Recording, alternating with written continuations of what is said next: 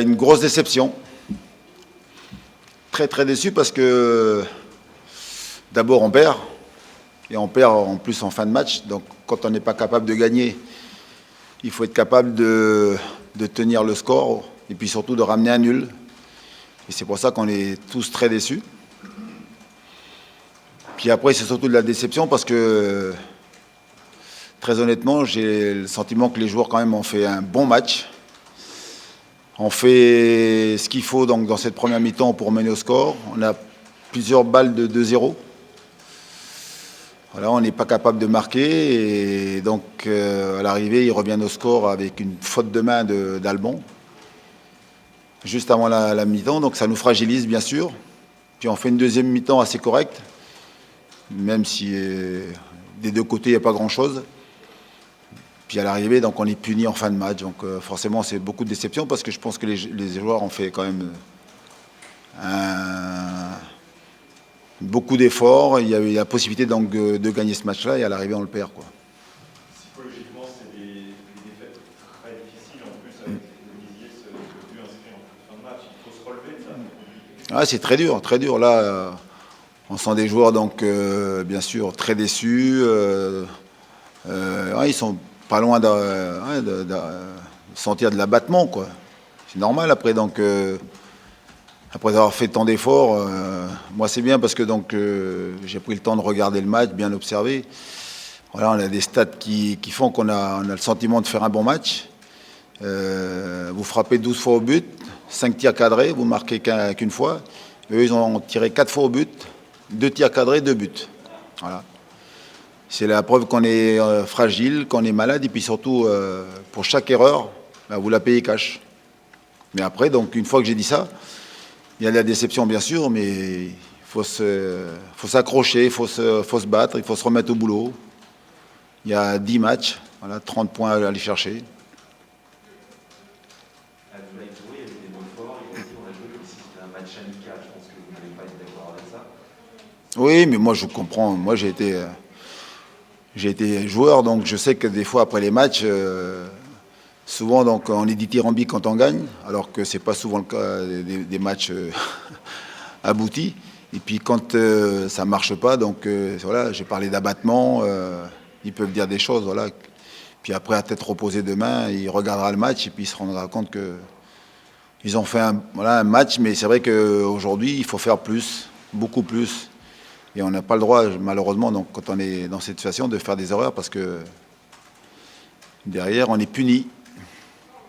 On a vu un peu comme à Nîmes une première mi-temps consistante, puis pas grand-chose, vous allez dire, en seconde période.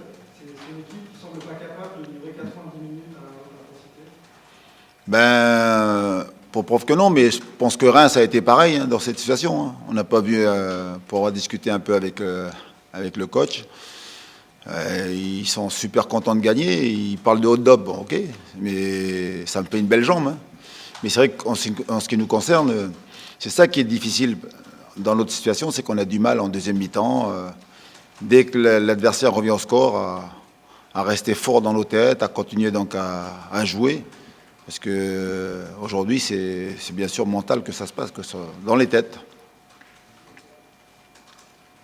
Alors la course au maintien, on prend un point entre Nîmes et Reims. Vous avez maintenant 3 points de retard sur la zone non-relégation. C'est quand même une série qui est compliquée. Ah oui, c'est très compliqué. Voilà. On est dans le dur, pour ne pas dire plus, hein, mais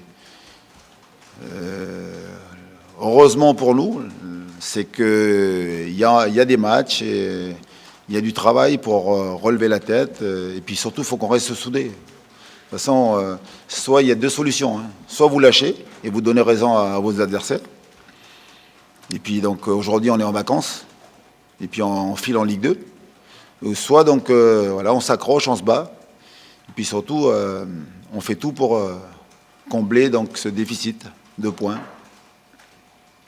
Et moi, je suis plus, voilà, j'ai très envie de me battre pour ce club, j'ai très envie donc d'aller chercher donc le maintien dans des situations, on sait, très compliquées. Hein.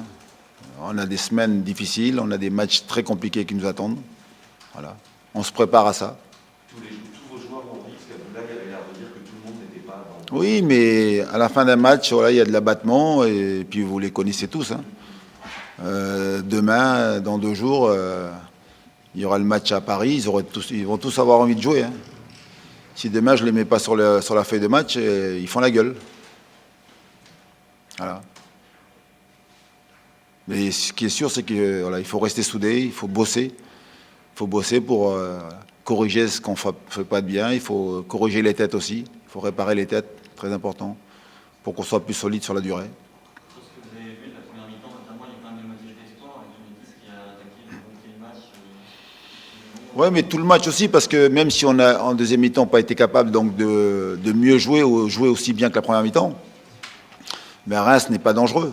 Là, vous avez des stats là, qui parlent, hein. Ils ont frappé 4 fois au but, c'est que finalement on n'a quand même pas trop mal défendu. Et puis 2 tirs cadrés, voilà, 2 buts. Et puis les 2 ballons, 2 buts, ben, Albon, le premier, le touche de la main. Et puis le deuxième, Pedro, qui est au poteau, donc réussit quand même à toucher le ballon. Mais en ce moment, même en touchant le ballon, vous n'arrivez pas à le sortir, le ballon du but. Voilà. On a aussi la poisse, mais c'est de notre faute, hein. On est les seuls responsables. Il faut être capable maintenant, et il faudra être très costaud, d'inverser, d'aller chercher la réussite, provoquer la réussite.